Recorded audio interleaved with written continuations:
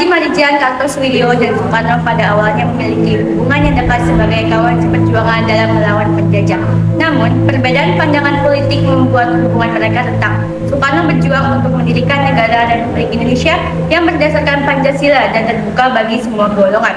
Sedangkan Kartosoewiryo ingin mendirikan negara Islam Indonesia (NII) yang berlandaskan syariat Islam.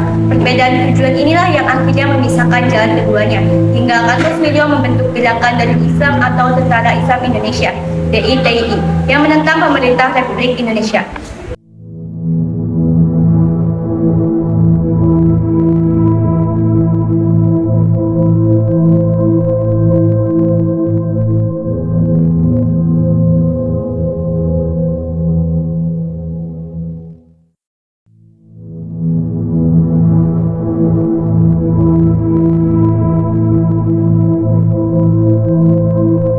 Perjanjian Renville ditandatangani pada 17 Januari 1948 di atas kapal perang Amerika Serikat USS Renville dengan perantara Komisi Jasa Baik PBB. Perjanjian ini dilakukan antara pihak Indonesia yang dipimpin Amir Syarifuddin dan pihak Belanda yang dipimpin Van Mook. Isinya, Belanda hanya mengakui wilayah Republik Indonesia sebatas Jawa Tengah, Yogyakarta, dan Sumatera, serta menetapkan garis demarkasi yang dikenal sebagai garis Van Mook. Akibatnya, wilayah Republik menjadi semakin sempit. Banyak pasukan dan rakyat Indonesia yang harus hijrah serta menimbulkan ketidakpuasan yang berujung pada jatuhnya Kabinet Amir Syarifuddin. Lihat ini, pemerintah Indonesia benar-benar tidak bisa diandalkan. Jawa Barat sekarang sudah bukan milik Indonesia lagi, tetapi milik kelompok Kartosoewiryo.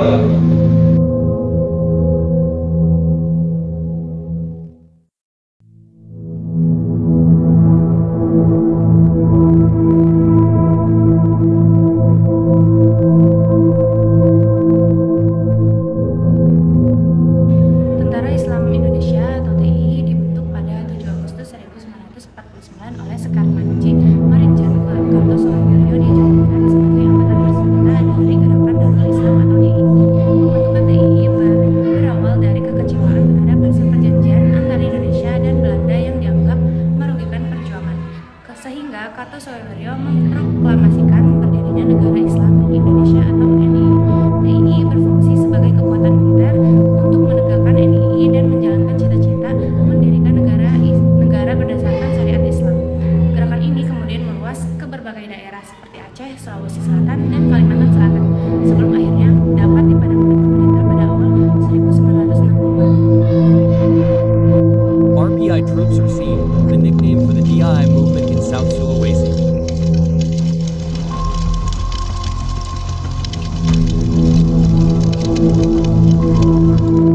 They are looting and burning a village.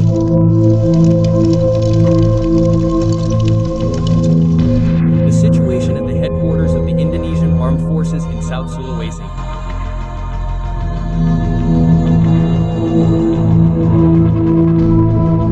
Agresi militer Belanda II terjadi pada 21 Juli 1947 ketika Belanda melancarkan serangan besar-besaran untuk merebut kembali wilayah Indonesia. Sebagai respon, Jenderal Sudirman mengerahkan pasukan termasuk divisi Siliwangi untuk mempertahankan daerah-daerah strategis. Namun dalam perjalanannya, pasukan Siliwangi menghadapi hambatan dari Kartosoewiryo, pemimpin Darul Islam yang menolak mengikuti perjanjian Renville dan tidak sejalan dengan strategi Republik. Hal ini menimbulkan konflik internal karena pasukan Republik harus menghadapi Belanda sekaligus kewaspadaan terhadap kelompok Kartosoewiryo yang berjuang dengan tujuan berbeda.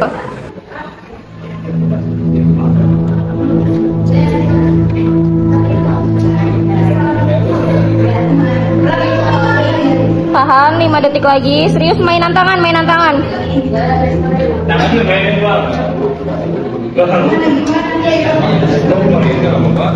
Hasil perjanjian Renville pada 7 Mei 1949 membuat Belanda setuju menghentikan agresi militer, membebaskan tahanan politik, serta menyerahkan kembali Yogyakarta kepada Republik Indonesia. Namun, sebagai imbalannya, Republik harus menghentikan perang dirinya dan bersedia ikut dalam konferensi meja bunder. Bagi Soekarmaji, Kartosoewirjo. Hasil ini mengecewakan karena dianggap melemahkan perjuangan bersenjata umat Islam dan semakin menjauhkan cita-citanya mendirikan negara Islam Indonesia.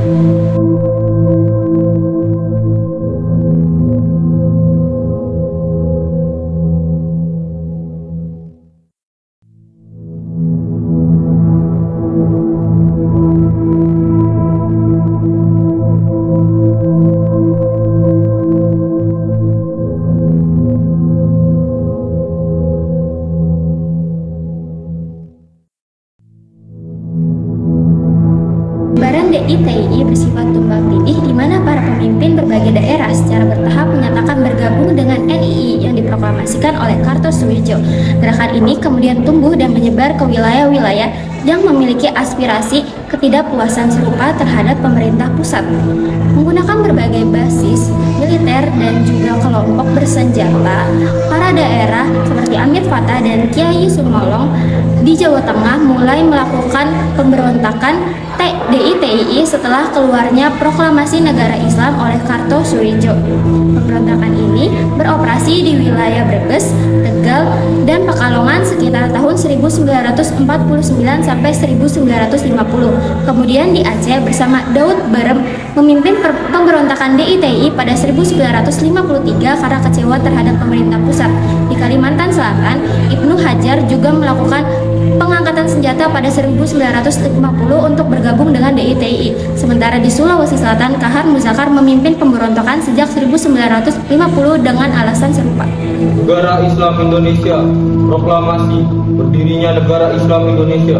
Bismillahirrahmanirrahim. Asyhadu an la ilaha illallah wa asyhadu anna Muhammadar Rasulullah.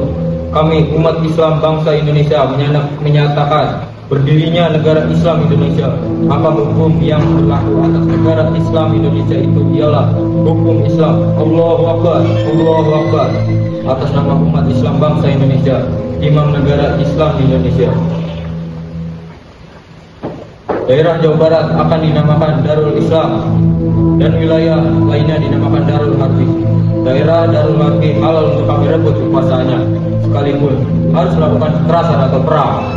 Konferensi Meja Bundar 27 Desember 1949 membuat Belanda mengakui kedaulatan Indonesia, kecuali Irian Barat. Sejak itu, pemerintah tegas menumpas pemberontakan, termasuk gerakan Darul Islam atau TII pimpinan Kartosoewirjo.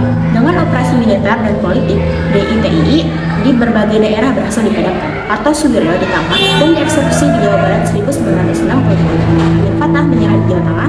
Daud Barem menghentikan perlawanan setelah Aceh menjadi daerah istimewa.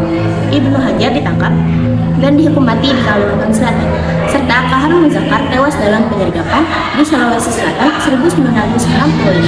Akhirnya, seluruh pemberontakan DITII dapat ditumpas dan kedaulatan Indonesia tetap terjaga. Konferensi Meja Bundar dimulai pada tanggal 23 Agustus 1949 di Den Haag, Belanda. Konferensi ini berlangsung sampai dengan 2 November 1949. Hasil-hasil yang dicapai dalam konferensi Meja Bundar diantaranya sebagai berikut. Yang pertama, Belanda mengakui Republik Indonesia Serikat sebagai negara yang merdeka dan berdaulat. Yang kedua, status keresidenan Papua akan diselesaikan dalam waktu setahun sesudah pengakuan kedaulatan. Ketiga, akan dibentuk Uni Indonesia Belanda berdasarkan kerjasama sukarela dan sederajat.